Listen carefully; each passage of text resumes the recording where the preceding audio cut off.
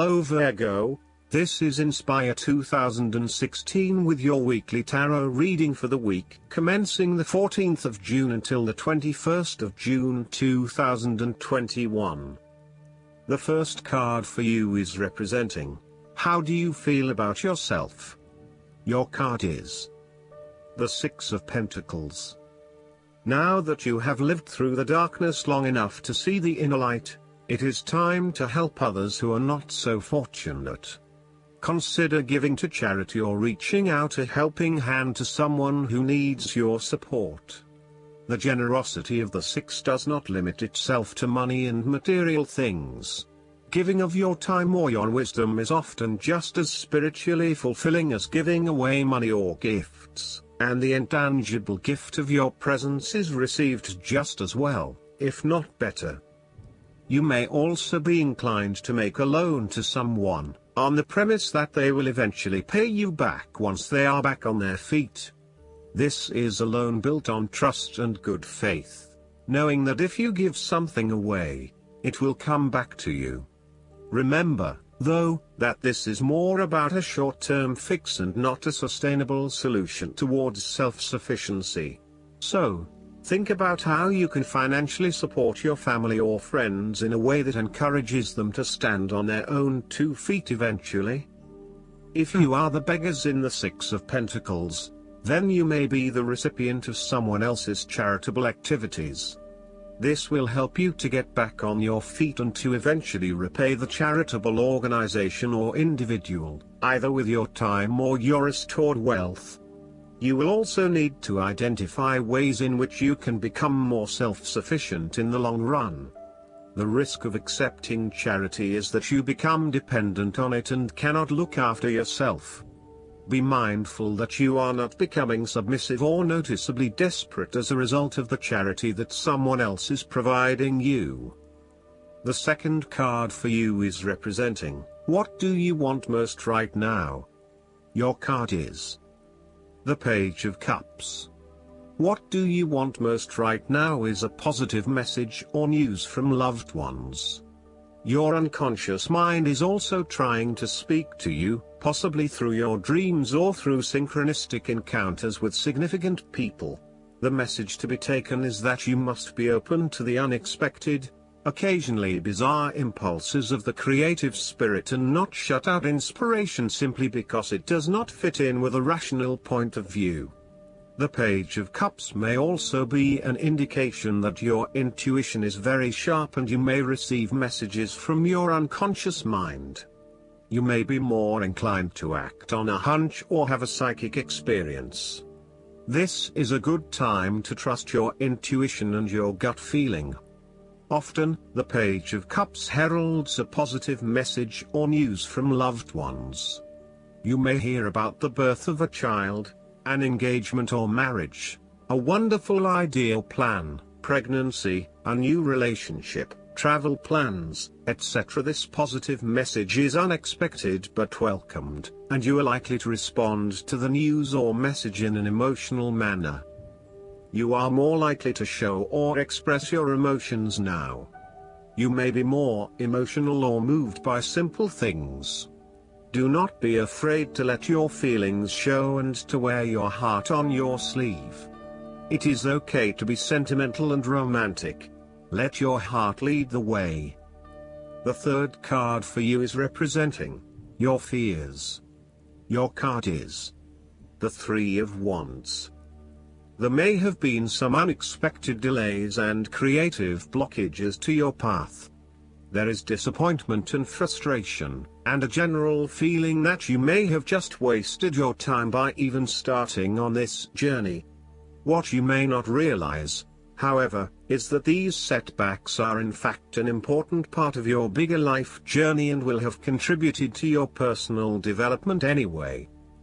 You may also be struggling to put your plans into action and you are now feeling worried that you have gotten in over your head and tasks appear overwhelming. You may have had a lack of foresight and were unable to detect the challenges as they arose, or you may have been unrealistic about the risks associated with your plans. Break down your plans into smaller tasks to make them more manageable and more realistic. Conduct a risk assessment ahead of time to understand what challenges you may potentially face, and then create mitigation plans to avoid or minimize those risks. This card may also indicate a lack of cooperation, wasted efforts, delays, or bad luck or obstacles from outside in commercial ventures. You may be dealing with a business partner or another business that is only out for their own material gain, and as such, you are at risk of being betrayed in your business pursuits. You may also find that there are shipping delays or product manufacturing delays, particularly if you rely on an overseas source as part of your business. You know that you need to be open to receiving help, but you are also concerned about others exploiting you for their own gain. In a relationship reading, the Three of Wands can indicate that there is a fundamental issue of not being able to pursue your longer-term goals together. Your partner may want to travel or to expand their horizons by moving interstate or internationally, but you may be reluctant to do so, putting an obstacle in your partner's course. This is becoming a major issue for the relationship. For the relationship to work in the long term, you need to work this out together and come to a compromise. The fourth card for you is representing what is going for you. Your card is the Four of Cups. You are dissatisfied with the status quo.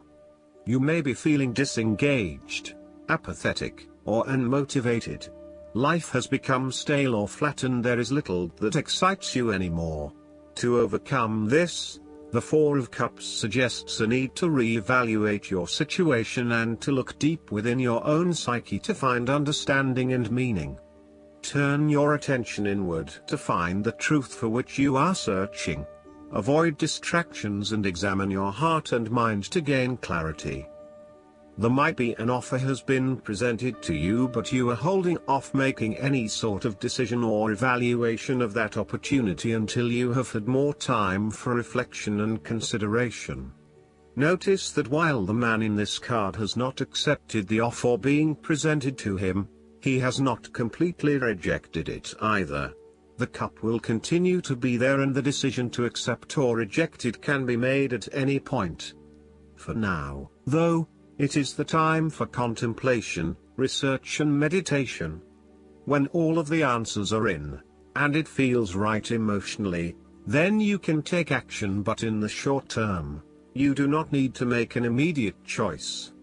Similarly, the Four of Cups signifies disappointment in someone or in a situation.